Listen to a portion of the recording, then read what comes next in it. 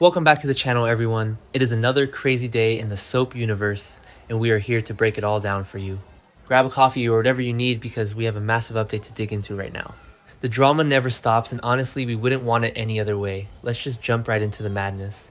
So, General Hospital spoilers are revealing that Jen Sidwell is about to have a massive mystery to tackle. And it is all starting because of Cassius Faison. Cassius, he is currently running around Port Charles pretending to be Nathan West, which is still just a totally wild storyline to me. But anyway, Cassius has brought some very important news to Sidwell, and this news is going to completely change the trajectory of this entire revenge plot, because Cassius has been looking at the facts, and he insisted to Sidwell that the timeline just does not add up for Jason Morgan to be Marco Rios' killer at all. And Cassius is right. If you actually look at the timeline of that night, it is physically impossible for Jason to have stabbed Marco. Multiple witnesses saw Jason outside of Danny Morgan's school. That is a hard fact. He was there. And things got incredibly messy at the school. Jason ended up headbutting Dante Falconeri right there on the school grounds. And then he just bolted to avoid getting arrested, which is classic Jason. When he's backed into a corner by the cops, he runs. So Jason is on the run from Dante, and he eventually lands on Pier 55. And that is where everything went completely off the rails, because that is where the shooting happened. Jason was ultimately taken into WSB custody following Ross Cullum getting shot on the pier. But the timing of all these events, from the school to the headbutt to the pier, it means Jason could not have been the one to put a knife in Marco. There just wasn't time. He was too busy dealing with Dante and then dealing with the chaos on the pier.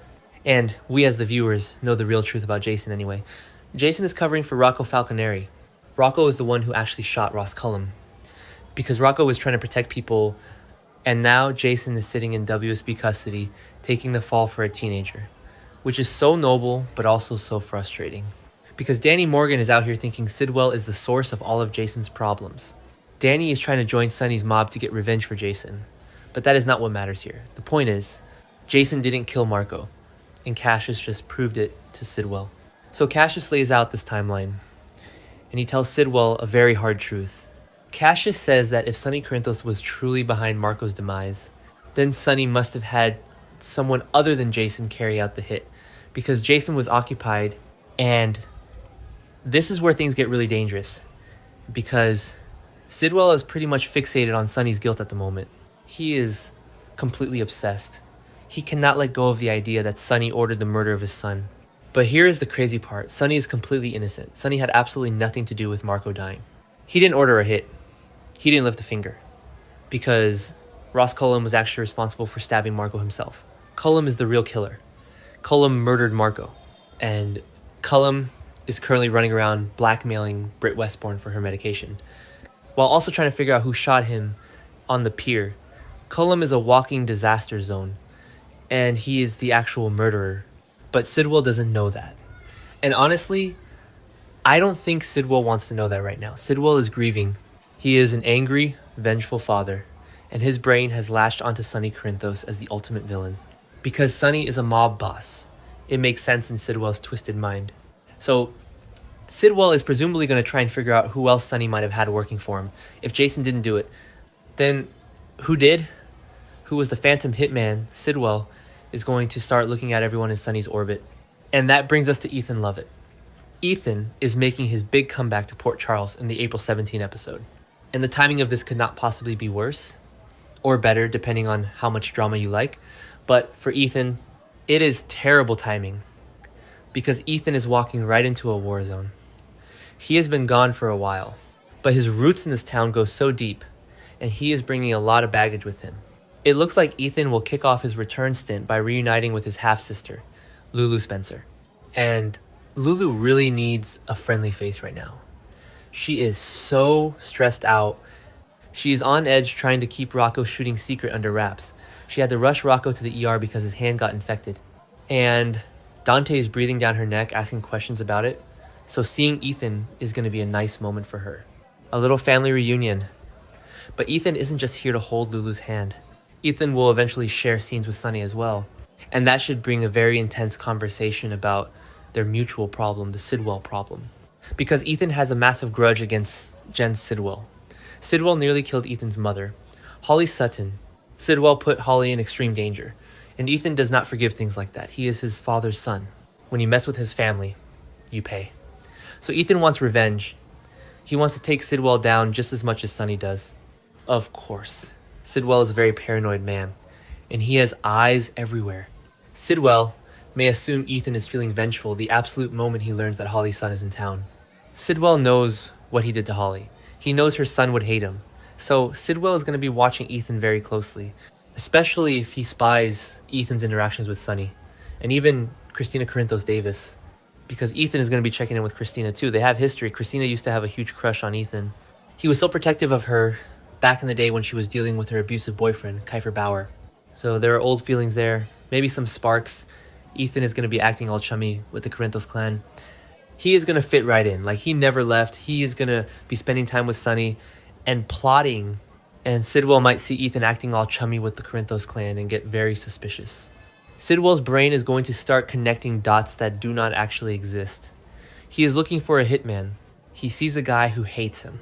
A guy who is suddenly best friends with the mob boss he thinks ordered the hit. Sidwell is going to suspect that Ethan was secretly already in Port Charles the night of Marco's stabbing. It is so easy to imagine Sidwell settling on Ethan as the person who perhaps carried out what he believes were Sonny's orders that night. Sidwell is going to convince himself that Ethan slipped into town early, met with Sonny, took the job to kill Marco as a favor to Sonny and as revenge for Holly, and then stabbed Marco, and now is just pretending to have arrived on April 17. It makes a twisted kind of sense if you don't know the truth about Cullum. And there is another layer to this. Ethan's father was Luke Spencer, and Luke was like a brother to Sonny. They had an unbreakable bond. Sidwell may make that connection. He may look at the history and assume Sonny teamed up with Ethan on this Marco plot because of that deep family loyalty. Sonny trusting Luke's kid to do the dirty work. It fits the mob narrative perfectly, even if GH fans know that isn't the real story at all. But this false assumption is going to put Ethan in so much danger. Sidwell is ruthless. We saw him threaten Ezra Boyle just for failing to control Laura Collins. Sidwell warned Ezra he was of no value to him. Sidwell is a man who eliminates problems permanently. He told Cassius they would have to get rid of Britt permanently if she didn't deliver. So if Sidwell thinks Ethan killed his son, Sidwell is going to try to murder Ethan. And Ethan might not even see it coming, because Ethan is focused on getting revenge for Holly. He is looking for a fight, but he isn't expecting to be framed for a murder he didn't commit. He is walking into a trap that he doesn't even know exists. And Sonny's going to be caught in the middle of it. Sonny just told Danny Morgan to stay out of the mob stuff. But Ethan is a grown man volunteering for the front lines. And what about Cassius in all of this? Cassius is the one who cleared Jason's timeline. So Cassius inadvertently set Sidwell on this path to find a new suspect. Cassius is already super stressed. He is struggling to maintain his fake Nathan identity. He just had Jocelyn Jacks cross his path after a workout. And Jocelyn was pumping him for information about Cesar Faison.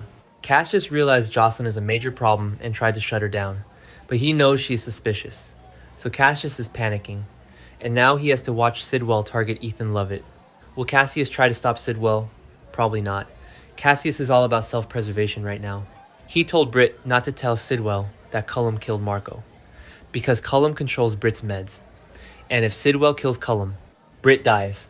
So Cassius is keeping the secret that Cullum is the real killer, which means Cassius is perfectly fine letting Sidwell hunt down a false suspect like Ethan.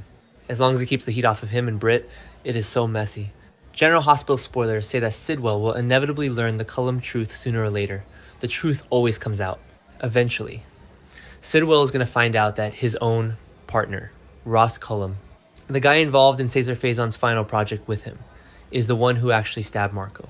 And when that happens, the fallout is going to be nuclear. Sidwell is going to explode. But he may point the finger at Ethan in the meantime, and that meantime could be deadly. We are heading right into May sweeps. And the stakes are getting so high, you have this massive car crash with Jordan and Curtis on Route 91. You have Brooklyn Quartermain confessing to Tracy that she hit the guardrail and fled the scene. You have Carly covering up Danny and Charlotte's involvement in the crash.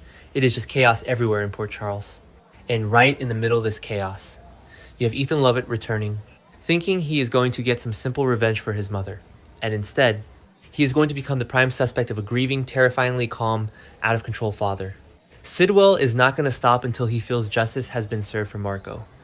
And if he thinks Ethan is the guy, Ethan is going to need a lot more than Sonny Corinthos to keep him safe. It just shows how grief twists people. Sidwell is looking right past the real killer. Because he wants the killer to be part of this grand mob rivalry with Sonny. He wants it to mean something. And Ethan fits the bill perfectly for him. So we have to brace ourselves for some intense confrontations.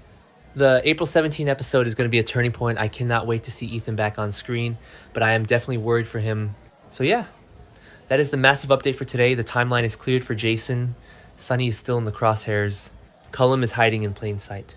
And Ethan is about to walk into a massive misunderstanding that could cost him his life. Let me know what you guys think about all of this. Do you think Ethan and Sonny can take Sidwell down? Or is Sidwell going to get the upper hand? It is going to be a wild ride.